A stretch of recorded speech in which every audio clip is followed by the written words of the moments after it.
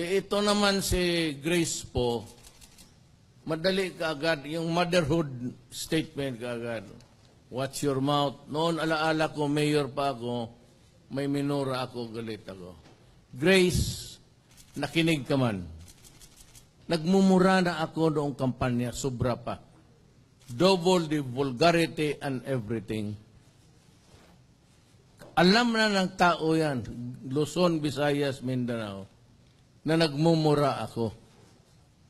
Ngayon, masama ang bunganga ko, masama ang ugali ko, nag-eleksyon tayo.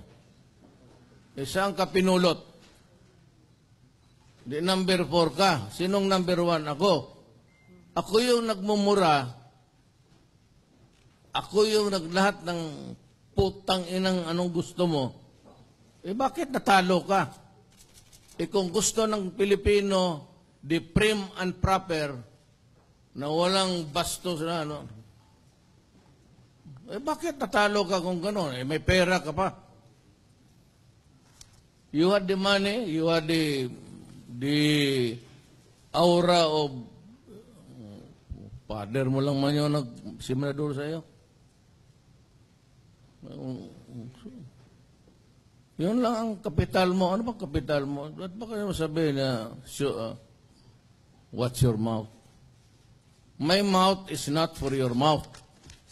If you want to wash your mouth every day, do it. Huwag mo akong pakialaman kasi ako nagmumura talaga noon pa. Tapos when you hear that, motherhood statement ka kaagad. Lahat naman tayo may depekto. Ikaw, anong depekto mo?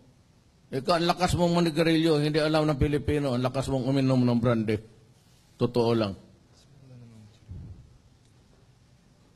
Yan ang sikreto mo. Ako, wala sikreto. Binubuga ko lahat. Sanay ka kasi mag-ano sa akin. You admonish me as if you are the mother.